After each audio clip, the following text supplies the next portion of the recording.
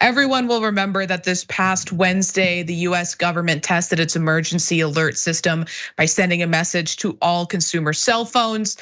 The government had the authority to override the volume settings on the phone. So even if your phone was on vibrate or you had the volume turned down, the alert still made a loud noise. Now, for most of us, it was a small inconvenience, but for some people, it had a lot bigger implications. Take a look.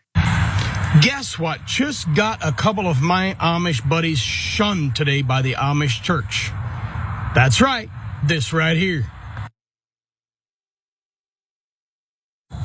Over the years, there's been quite a few Amish men that reached out and wanted phones. So whenever they request to have a phone, I'll do everything I can to try to get them a phone. Not always can I do so, but in some circumstances, I have been able to get them a phone. Now, 3 of them replied back to me today and said, hey, I'm going to have to lay low for a while. I just got shunned. And I said, how'd that happen? They said, hey, that emergency alert that went off. Yeah, we had our phones on vibrate and it still went off. I will say, when I heard about the emergency alert, my first thought was, oh, prisoners who have phones, I know the prison guards are gonna use this as an opportunity to try to suss out those phones. I hope they all turn them off. Never did I consider the implications for the Amish. And there's one of those people who was shunned.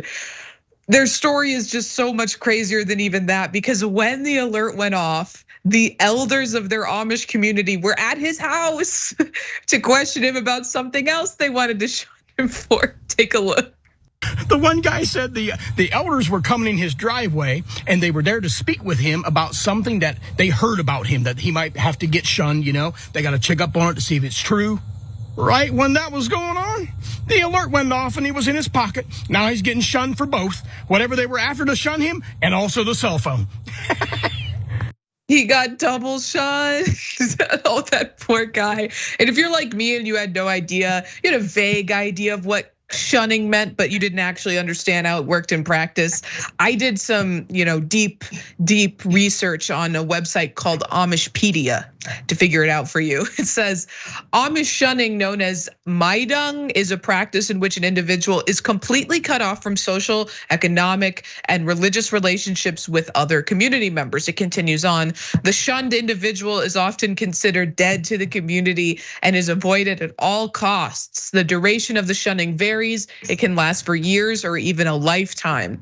If the shunned person repents, they are accepted back into the community. And Cenk, I heard so much about right wingers, saying that we were gonna become zombies because of the test on our phones. But like I said earlier, I'd never considered how this might impact Amish people who aren't quite ready to leave their communities behind, but still want to feel connected to the world.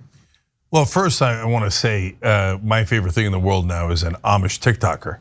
Okay, now granted he's former Amish, that's why you could see he began to grow in the mustache, but hadn't quite gotten there. Anyways, look, the idea of shunning is super interesting to me. Everything the Amish do are super interesting. They also do something called Rumspringa, when after kids get to a point where they're about to become an adult, they get 1 year off from being Amish. And they can go nuts. They could do coke, they could have a technology, they could have a fridge, and then they come back. But hey, if you violate the rules after that, Meidung, which is also hilarious, come on. Anyways, but what's interesting to me is it's also a little bit of a telling story about the bubbles that we live in. We talk about the Trump, and earlier in the show, we talked about, is it a cult, is it not? I talk about the mainstream media and how they set up a cult in some ways of the politicians are wonderful and awesome and etc. But the Amish there, they really believe that we shouldn't do any technology, we should live in the 17 or 1800 times and get frozen in time, and if anyone violates anything like this, shun them. And shunning is no joke, because humans are social animals, and when you reject them from the community, like for a human being, almost nothing hurts worse. So it sounds funny, but it has a severe consequence for the people who get shunned. And remember, they don't know that they live in this. I mean, they have some sense that they are outsiders and and different from everyone else, but they don't know that the rest of us think that they're like kind of crazy and they could bust out any time. But remember, they're not crazy, they're not stupid, they're normal human beings who just grew up in that bubble, and that's why I think that story is so interesting. I know very little about Amish culture and the idea of technology. I know it's it was birthed out of, like most or a lot of religion, out of a split between two other denominations in 16th Switzerland. I just am. I want to know the definition. Who defined technology? Like what's acceptable and what's not acceptable as it pertains to usable technology? Because the fact that someone is using a wagon, someone else may consider that technology. And I think the idea that you can lose your entire family and also livelihood for an alert message, it to me is scary beyond scary. The idea that you are left out here alone, never being able to be a part of your community anymore because an alert went off is scary. I just don't understand it. I can't wrap my head around it. I'm sorry. Yeah, and I'll say one more thing. First of all, don't be sorry. You can offend Amish all you like. They're not watching. And if they are, they should be shunned. Okay, I'm kidding. You should not be shunned.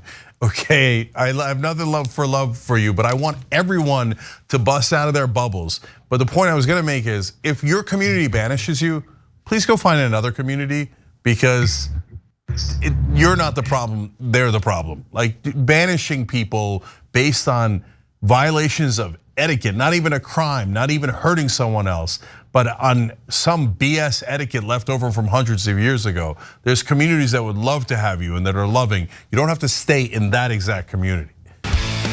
Thanks for watching. If you become a member, you get to watch all this ad-free, except for, of course, this ad. Still, hit the join button below.